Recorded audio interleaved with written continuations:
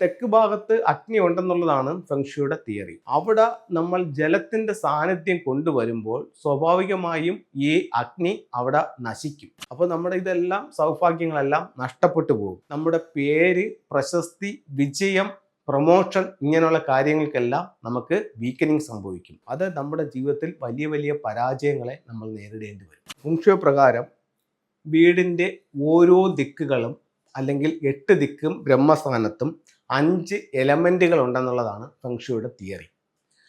അത് അതാത് സ്ഥലങ്ങളിൽ ആ എലമെന്റുകളോ അല്ലെങ്കിൽ ആ എലമെന്റിനെ സപ്പോർട്ട് ചെയ്യുന്ന എലമെന്റോ വന്നു കഴിഞ്ഞാൽ കൂടുതൽ ഗുണകരമായിട്ടുള്ള അവസ്ഥകളും സൗഭാഗ്യങ്ങളും അവരുടെ ജീവിതത്തിലേക്ക് കൊണ്ടുവരാൻ ഇതുമൂലം സാധിക്കും. അപ്പോൾ നമ്മൾ പറഞ്ഞു വരുന്നതെന്ന് പറഞ്ഞു കഴിഞ്ഞാൽ എലമെന്റുകളെ പറ്റിയാണ്. പഞ്ചഭൂത തത്വം, ഭൂമി, വായു, ആകാശം, അഗ്നി, ജലം, ഇതാണ് നമ്മുടെ പഞ്ചഭൂതങ്ങളായിട്ട് നമ്മൾ കണക്കാക്കുന്നത്. അതേസമയം ഫെങ്ഷുയിൽ വരുമ്പോൾ ഈ 2 എലമെന്റുകൾക്ക് വ്യത്യാസം സംഭവിക്കുന്നുണ്ട്. ഇത് വായുവും ആകാശവും ഇവിടെ മെറ്റലും വുഡുമായി മാറുന്നു. അപ്പോൾ earth, metal, wood, water, fire, ഇതാണ് 5 എലമെന്റ്സ്. അപ്പോൾ ഇത് ഈ 8 ദിക്കിലും ബ്രഹ്മസ്ഥാനത്തുമായിട്ട് ഈ 5 എലമെന്റ്സ് ഉണ്ട്. അപ്പോൾ ഇതിൽ 3 എലമെന്റ്സ് ആവർത്തിച്ച് വരും. 2 എലമെന്റ്സ് ഓരോന്ന് മാത്രം ഓരോ സ്ഥലങ്ങളിൽ മാത്രമേ ഉള്ളൂ. ഓരോ സ്ഥലങ്ങളിൽ മാത്രമുള്ള 2 എലമെന്റ്സ് എന്ന് പറയുന്നത് ഒന്ന് നോർത്തിലും ഒന്ന് സൗത്തിലുമാണ്. അതിൽ സൗത്തിൽ വരുന്ന എലമെന്റ് ഫയർ എലമെന്റും അതിൻ്റെ നേരെ ഓപ്പോസിറ്റ് വരുന്ന എലമെന്റ് വാട്ടർ എലമെന്റുമാണ്. എവിടെയാണ്? നോർത്തിൽ. അപ്പോൾ സ്വാഭാവികമായും എലമെന്റ് മാറുമ്പോൾ ദോഷം കൂടും. അപ്പോൾ ഇതിനൊരു സൈക്കിളുണ്ട്. അതായത് വീക്കനിങ് സൈക്കിളും പ്രൊഡക്ഷൻ സൈക്കിളും എന്നൊക്കെയാണ് അതിന് പറയുന്നത്.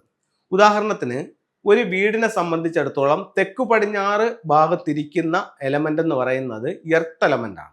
അപ്പോൾ ഒരു വീട്ടിൽ തെക്കു പടിഞ്ഞാറ് ഭാഗത്ത് എർത്തുമായി ബന്ധപ്പെട്ടിട്ടുള്ള സാധനങ്ങൾ കൊണ്ടുവയ്ക്കുന്നത് കൂടുതൽ ഗുണകരമാണ്.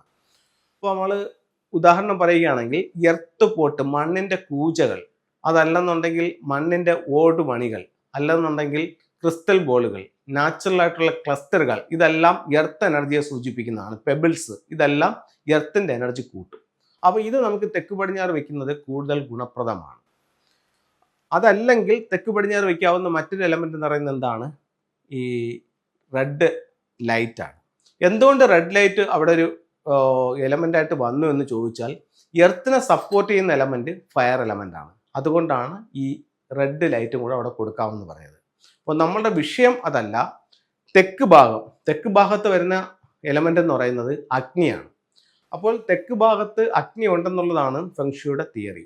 അവിടെ നമ്മൾ ജലത്തിന്റെ സാന്നിധ്യം കൊണ്ടുവരുമ്പോൾ സ്വാഭാവികമായും ഈ അഗ്നി അവിടെ നശിക്കുമ്പോഴത്തേക്കെന്ന് പറഞ്ഞു കഴിഞ്ഞാൽ, അപ്പോൾ ഒരു എലമെന്റ് ആ ദിക്കിൽ നശിക്കുമ്പോൾ സ്വാഭാവികമായും അതിൻ്റെ പോസിറ്റീവ് സൈഡുകൾ ഇല്ലാതാവുകയും നെഗറ്റീവ് സൈഡിലേക്ക് പോവുകയും ചെയ്യും.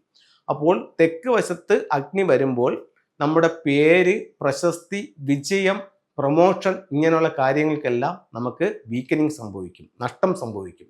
അപ്പോൾ നമ്മുടെ ഇതെല്ലാം സൗഭാഗ്യങ്ങളെല്ലാം നഷ്ടപ്പെട്ടു പോകും. അത് നമ്മുടെ ജീവിതത്തിൽ വലിയ വലിയ പരാജയങ്ങളെ നമ്മൾ നേരിടേണ്ടി വരും. അപ്പോൾ നമ്മൾ ചെയ്യേണ്ടതെന്ന് പറഞ്ഞു കഴിഞ്ഞാൽ, വീടിൻ്റെ തെക്ക് വശത്ത് ഒരു ജലസംഭരണിയോ ഒരു അക്വേറിയമോ അല്ലെന്നുണ്ടെങ്കിൽ ഒരു വാട്ടർ ടാങ്കോ ഭൂമിക്ക് മുകളിലോ ഭൂമിക്ക് താഴെയോ വരാൻ പാടില്ല.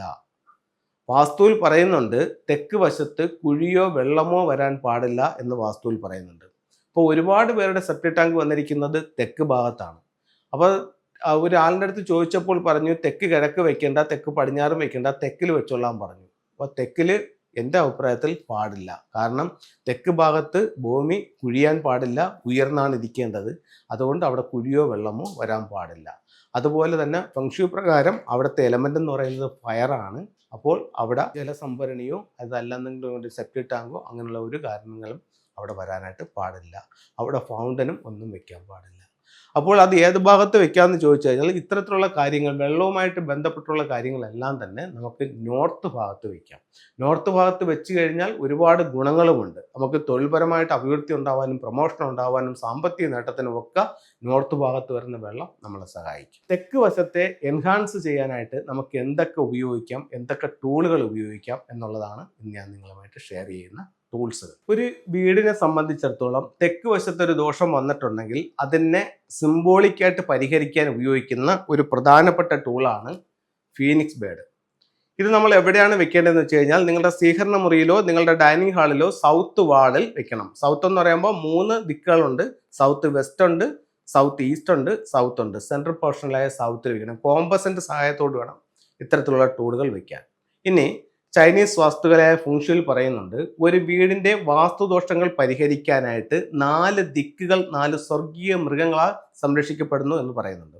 അങ്ങനെയാണെങ്കിൽ തെക്ക് വശത്ത് നമുക്ക് വെക്കാവുന്ന സിമ്പൽ എന്ന് പറയുന്നത് ഒരു ഫീനിക്സ് ബേഡാണ്. അതിൻ്റെ വെസ്റ്റ് പടിഞ്ഞാറ് വശത്ത് വെക്കാവുന്നത് നമുക്കൊരു വൈറ്റ് ടൈഗറാണ്. വളരെ റിസൾട്ടുള്ള ടൂളുകളാണ് ഞാൻ ഈ കാണിക്കുന്നത്. അതുപോലെ സ്വീകരണ മുറിയുടെ കിഴക്ക് വശത്ത് വെക്കാവുന്നത് ഒരു ഗ്രീൻ ഡ്രാഗൺ ആണ്.